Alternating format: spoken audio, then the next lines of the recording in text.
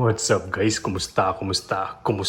So meron tayo ditong 18 by 18 by 24 inches na glass enclosure. Ay screen mesh top siya. Yung pinong screen mesh ay yung matibay na klase. So kanina pa ako nagbe-brainstorming mag-isa kung paano yung hardscape na gagawin ko.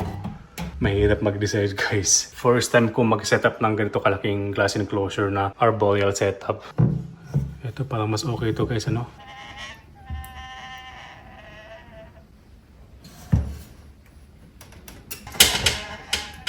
Nahihirapan ako sa part na to kasi gusto ko kasi yung parang nakahang lang siya eh. Ayaw ko siyang isagad sa likod. Hindi ko alam kung anong klaseng bato to guys, pero tingin ko magagamit ko itong mga to.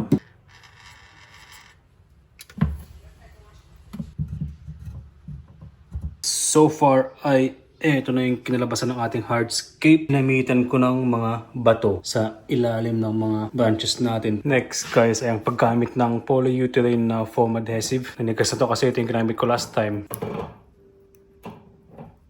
Spray foam to surface ng cladding guys mag-adhere naman ng maayos. Pero kapag spray foam to glass, katagalan daw inaalis. Base sana base ko.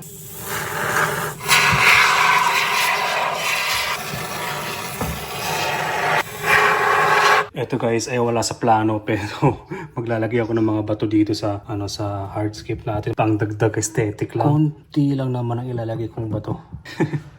Nag-enjoy ako sa paglalagay ng mga bato. Kaya medyo naparami ng konti. Kinabukasan na to guys. Nag-cure na tong expanding foam na nilagay natin. Ito para mga branches guys matibay na. Ito yung part na matagal. Nasa sa'yo na kung itong part relaxing sa'yo or nakakabagot. Pero para sa akin parang relaxing naman.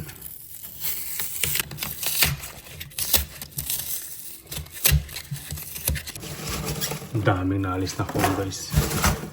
Mayroon ng space sa pagitan ng background tsaka ng branches. Naubusan tayo ng expanding foam kaya umorder ulit ako ng dalawa. So just to let you know guys, yung isang ganito, ang na-cover niya itong backdrop niya na may size na 18 inches by 24 inches. Tapos yung kay Yoshi, yung backdrop ni Yoshi, yun ang na-cover nito. Isang lata. 900 ml volume guys. Kaya medyo ma-aksaya din guys sa expanding foam kapag yung enclosure na o vivarium na gamitin niya medyo malaki. Shake lang natin to guys ng 60 seconds ba o 60 times? 60 seconds guys na i-shake ito. Tapos ipapasok lang ito. Make sure na na nakapasok na yun guys. Tapos ayun, kapag gagamitin to dapat upside down siya. So ito pa lang side ng vivarium natin guys ilagyan ko na ng silicone kagabi kasi wala akong magawa. Tapos wala pa yung expanding foam kaya ilagyan ng silicone. Tapos ito, both side yung ididiin. Kasi itong nauna isa lang dinidinan ko parang ito lang ata hindi ko alam kung bakit ganun guys. Anyway, gumagana naman na siya. Ang lakas guys.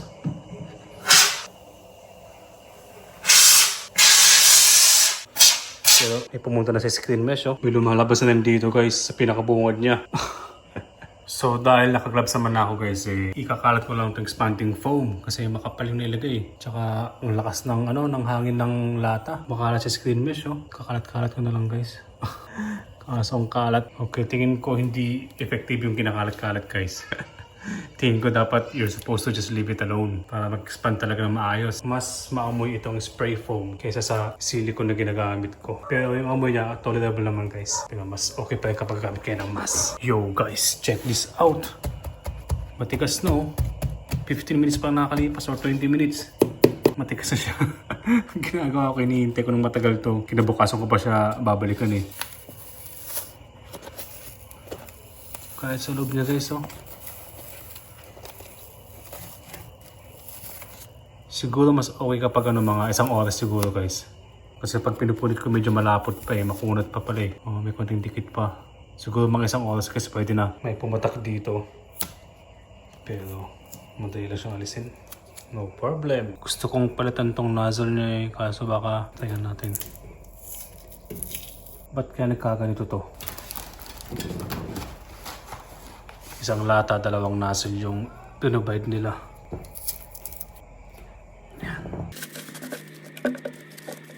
Hindi ko na siya mag-video ng aerial view guys kasi may expanding foam na. Kailangan kasi nakaano to eh. Upside down mabuti eh. Okay, hindi ko na pinakita guys, pero this time mas okay yung pag-apply ko. Tapos yung nozzle eh, hindi siya nag-leak. So ang may problema kanina yung nozzle na unang ginamit ko ang may problema. Ito hindi nag-leak ko. Oo nga pala guys. Try kong maglagay ng ganito. Ito yung magisilbing food dish tsaka water dish niya. Sa bandang harap kaya dito lang siguro guys. Touch move na dikit na eh. Anyways, pwede naman siyang alisin guys eh pag walay. Balikan natin bukas o kinabukasan. Astig guys, pag may ilaw sa taas, no? Gandang tingnan, no? Diba, lumalabas talaga yung mga texture ng hardscape natin. Matrabaho itong napili kong style ng hardscape. May ipis na nangialam sa ginagawa natin, no? Stuck tuloy siya. Ising kakos, nakatakas siguro ito, no? Dumikit yung paano eh, sa expanding foam eh. Sa nilagyan natin ng expanding foam guys eh, 50% yung natabas. Mas maluwag na siyang tingnan ngayon guys. Tapos tayo magtabas.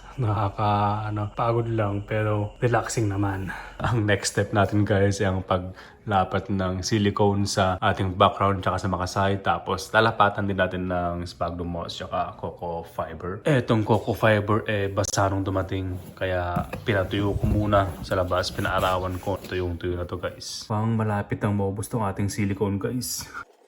Pahay lang muna. Mukha namang goods guys. Tipid tayo silicone guys.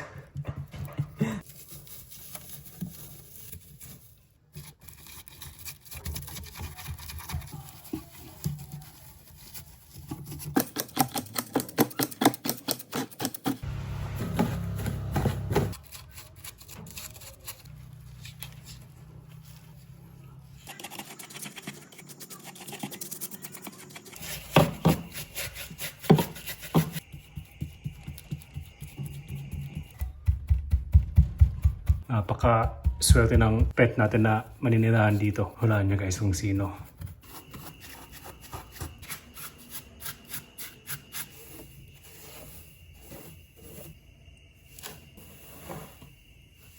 Finally guys, natapos din tong hardscape ng vivarium natin. Grabe, enjoyable naman siya, kaso matrabaho nga lang. So, ayun guys, wala pang masyadong contrast yung kulay dito. Kasi ito brown, tapos ito parang light brown, yung mga bato light brown, parang yung bato lang sa likod ang naibang kulay. Etong patungon ng water dish saka food dish guys, nilipat ko dito sa bandang gitna kasi dito ko unang nilagay kaso masyadong mataas. Tapos may daanan dito yung alaga natin papunta dyan, So hulaan nyo guys kung sino ang maninirahan dito. Sa next na paggawa natin ng hardscape guys, magtatry naman ako ng bagong style. Hindi tayo gamit ng coco fiber saka sphagnum moss as hardscape background niya. I think guys, hindi naman na masama, Okay naman yung itsura niya, So next na procedure ay pagkatanim ng mga halaman. Ang problema lang yun guys, wala akong mahanap na sphagnum moss dito sa tabi-tabi. Ang ganda sana kung may buhay na sphagnum moss guys eh. Etong mga sphagnum moss na nilagay ko, ewan ko lang mabuhay pa to. Tingin ko hindi na guys, baka na microwave na nila to eh. So kung may sphagnum moss kayo dyan na buhay, pwes ko naman. Joke lang. So hopefully yung mga creeping plants na mahanap natin eh, gumapang dito sa wall, makover ng creeping plants. Tapos ayun, ferns, tsaka pothos plant, meron tayo dito sa tabi-tabi. Second vivarium pa lang to guys sa setup ko. Ang nauna yung kay Maza, yung ating dart frog.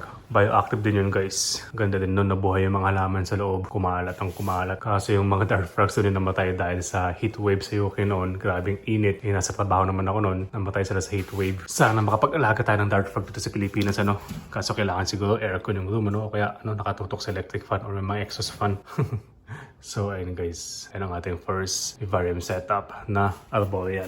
Ang laki guys. So shoutout kay Jack ng Rosales, Pangasinan. Pinagawa ko sa kanya. So yan, makapal yung salamin. Tapos magnetic lock.